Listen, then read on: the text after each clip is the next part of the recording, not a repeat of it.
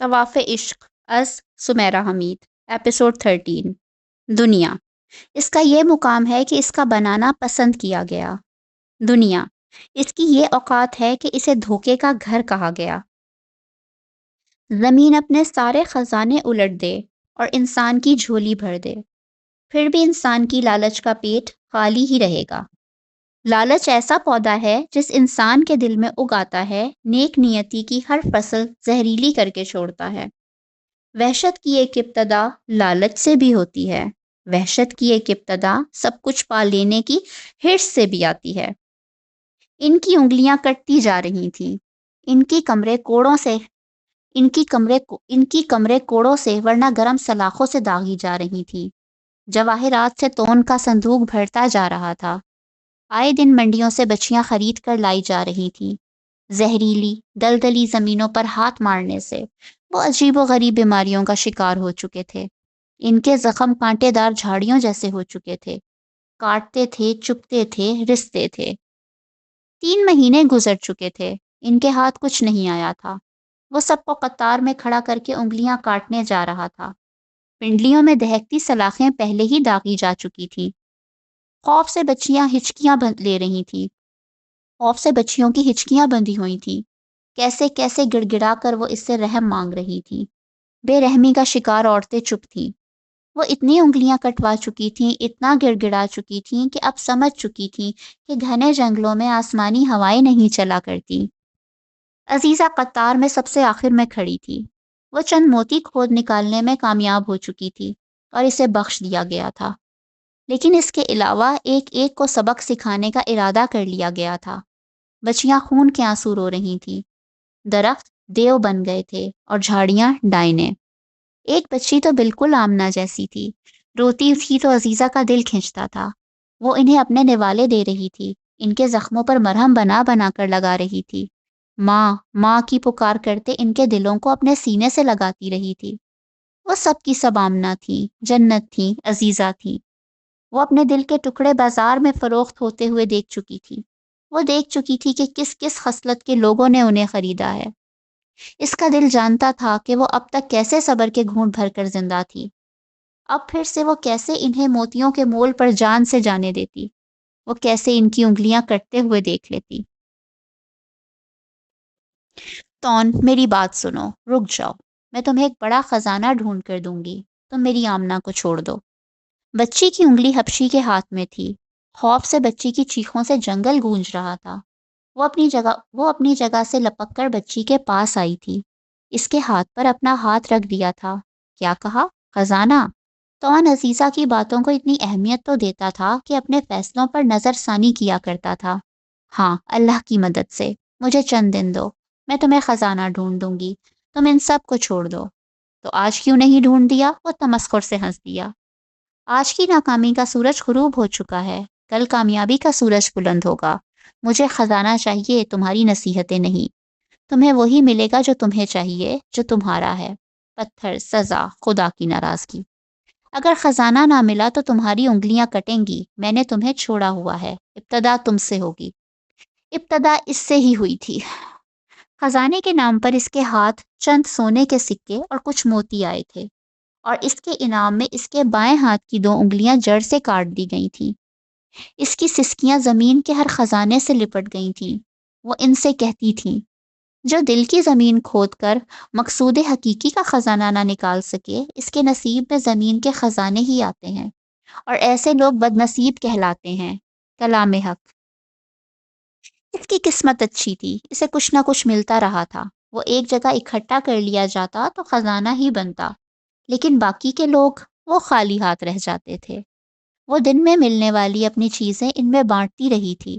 اس نے آمنہ جنت کو بچا لیا تھا، لیکن وہ خود کو نہیں بچا سکی تھی۔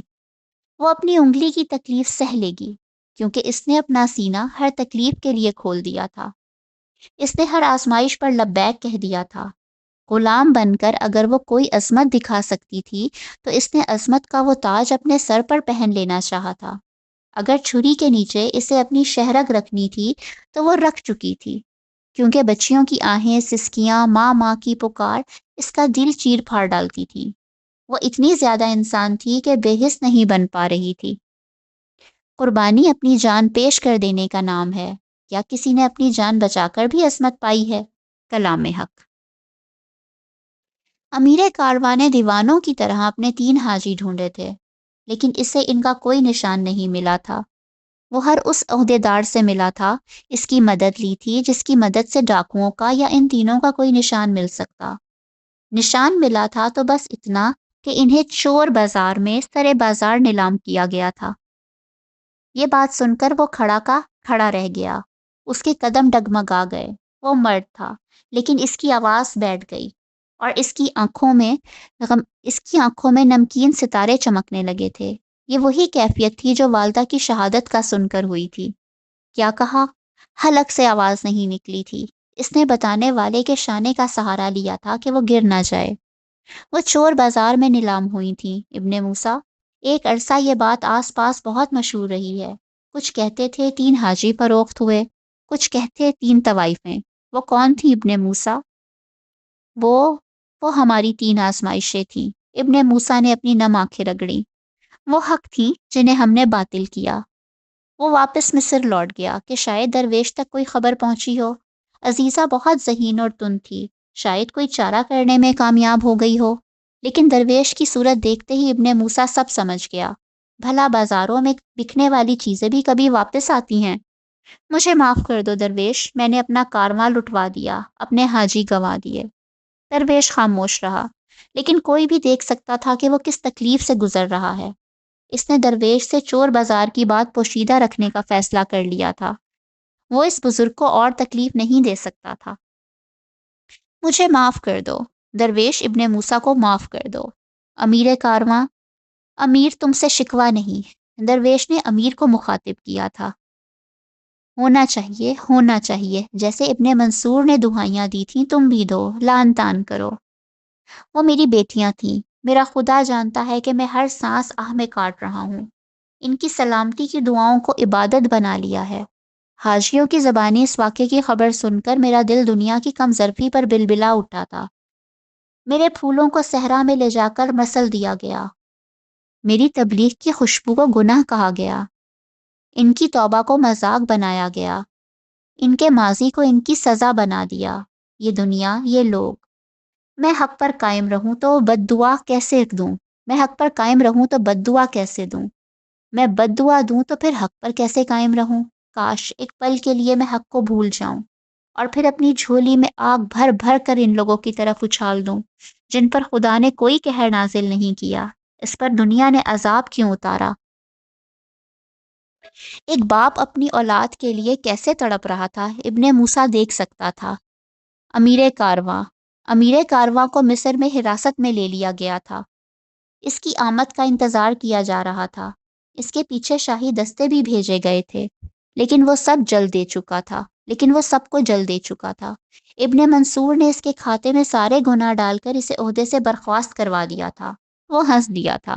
اس سے یہ عہدہ رکھ کر اب کرنا بھی کیا تھا، جب وہ یہی نہیں سیکھ سکا تھا کہ ایسے کاروانوں کے امیر نہیں بنتے جو حق کی طرف سفر کرتے ہوں اور حق سے ہی نابلد ہوں، جو اس کے گھر کا طواف کرنے کا ارادہ کرتے ہوں، جس کا طواف عرب و عجم کرتے ہیں، گورے اور کالے کرتے ہیں، نیکوکار اور بھٹکے ہوئے بھی کرتے ہیں، اور پھر وہ حسب نسب کی بات کرتے ہوں۔ بھلا عبادتوں میں حسب نسب ہوتے ہیں؟ صرف اس لیے کہ میں نے طوائفوں کو کارواں میں سفر کی اجازت دی، وہ مجلس کے ارکان سے پوچھ رہا تھا۔ نہیں، اس لیے کہ تم نے اصولوں کی بے حرمتی کی۔ اصول؟ کون سے اصول؟ کہ غلاف کعبہ کے ساتھ گستاخ نہیں جائیں گے؟ کیا آستین کا سانپ ابن منصور گستاخ نہیں؟ یہ طوائف نہیں کہلاتا، لیکن یہ طوائفوں سے بدتر ہے۔ اس نے آواز کو بلند کر کے کہا تھا۔ اصول ہوتے ہیں ابن موسیٰ، ہم پر ہمارے رب کے گھر کی حرمت فرض ہے۔ اس گھر کی حرمت سے پہلے اس رب کے ہر حکم کی حرمت فرض ہے، ہم سب پر، اور یہ اس کا حکم ہے۔ عرب و عجم برابر ہیں، کسی کو کسی پر برتری نہیں۔ یہاں نسل کی نہیں، عمل کی بات ہو رہی ہے۔ نہیں محترم، یہ کلمہ حق، دین حق کی بات ہو رہی ہے۔ مجھے بتا لینے دیں کہ میں نے اپنا کارواں اپنے 3 حاجی لٹوا کر دین کے حق کو سمجھ لیا ہے۔ میں نے اب جانا کہ ہمارے دین کا کلمہ کیا ہے۔ حق ہے، حق ہے، حق ہے۔ دین جب برابری کی بات کرتا ہے تو وہ حق کی بات کرتا ہے، حقوق کی۔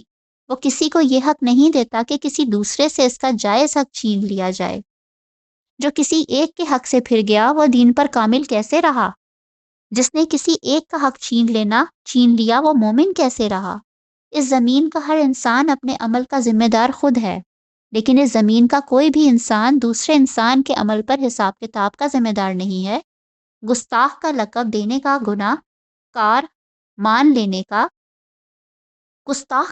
دینے کا گناہ گار مان لینے کا، طوائف کو بے دخل کر دینے کا، کافر کو کافر کا نعرہ بلند کرنے کا، گستاخ تو وہ ہے جو انسانوں پر حد لگاتا ہے۔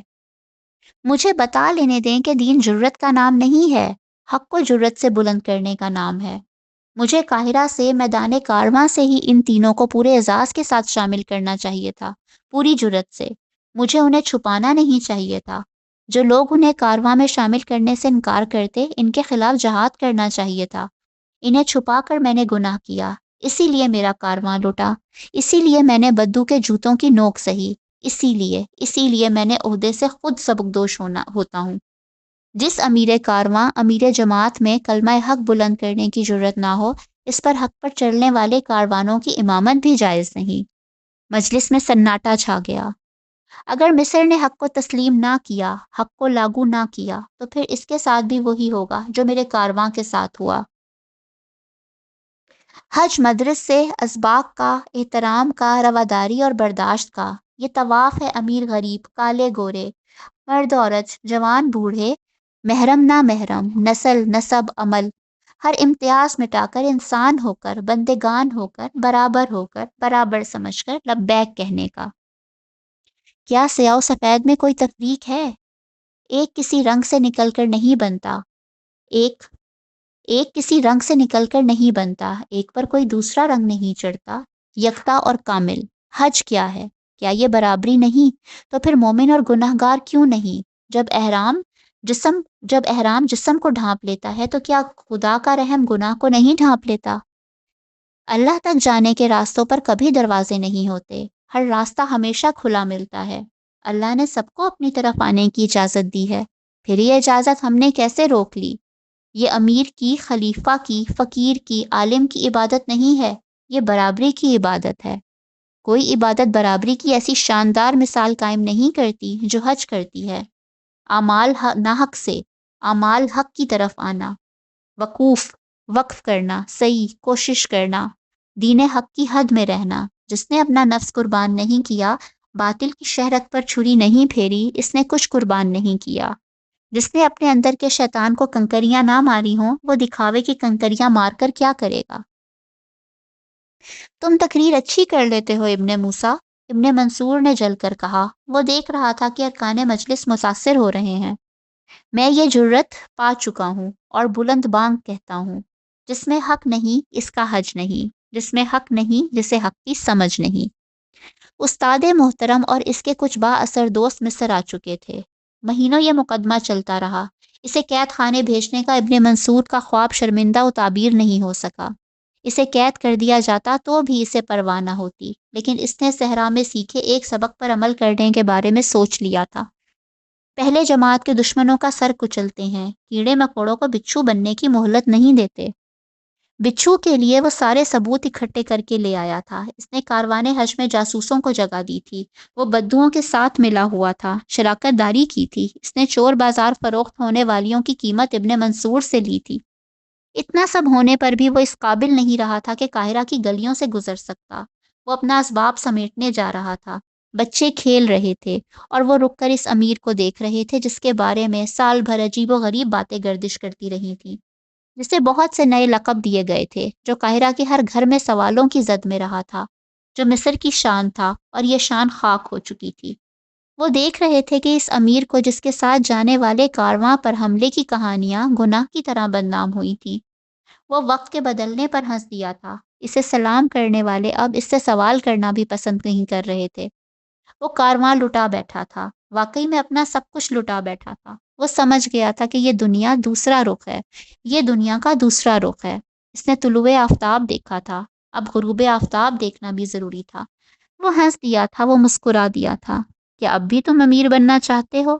گھر کی طرف جاتے ہوئے کھیل کود میں مصروف بچوں میں سے وہ اس بچے سے پوچھ رہا تھا جس نے اس سے کہا تھا کہ وہ امیر بننا چاہتا ہے۔ بچے نے کچھ دیر سوچا اور پھر سر ہلا دیا۔ میں ابن موسیٰ بننا چاہتا ہوں۔ ابن موسیٰ کیوں؟ سنا ہے آپ ان لوگوں کو کارواں میں لے گئے تھے جنہیں کوئی پسند نہیں کرتا تھا۔ میں بھی ایسا ہی کروں گا۔ کس لیے؟ وہ بچے کی زبان سے آسمان کا فرمان سننا چاہتا تھا۔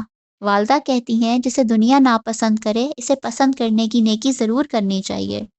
جسے ساری دنیا دھتکار دے اسے گلے لگانے کا کام ضرور کرنا چاہیے۔ میں بھی یہ کروں گا امیر۔ میں بالکل آپ جیسا بنوں گا۔ اس نے جھک کر بچے کے گال چوم لیے۔ ہاں بالکل ایسا ہی کرنا۔ جسے ساری دنیا گالیاں دے، جس پر ساری دنیا تھوک دے، اس کے آنسو پونچھ کر، اسے سینے سے لگا کر مخلوق خدا میں برابری کا علم بلند کرنے کا کام ضرور کرنا۔ ہمارے پاس اعتراض کا حق تو ہو سکتا ہے لیکن نفرت کا نہیں۔ کبھی نفرت نہ کرنا۔ نفرت کی ہر کڑی دل پر بھاری ہے، اور اپنی محبت کا اعلان شجاعت سے کرنا۔ پھر تمہارا کارواں کوئی نہیں لوٹ سکے گا، تمہاری منزل کوئی نہیں چھین سکے گا۔ اسباب سمیٹ کر وہ اپنے گھوڑے پر بیٹھ گیا۔ خدا حافظ قاہرہ، میں حق کو واپس نہ لا سکا تو خود بھی واپس نہیں آؤں گا۔ حق کی طرف خوش آمدید امیر کارواں، تم ناکام بھی رہے تو کامیاب ہوں گے، قاہرہ نے جواب دیا تھا۔ چلیں جی، چینل کو سبسکرائب ضرور کیجئے گا۔ آپ لوگ آتے ہیں ویڈیوز دیکھ کے چلے جاتے ہیں لیکن چینل کو سبسکرائب نہیں کرتے۔ چینل کو سبسکرائب کریں اور ویڈیو پسند آئے تو لائک اور شیئر ضرور کریں۔ اللہ حافظ۔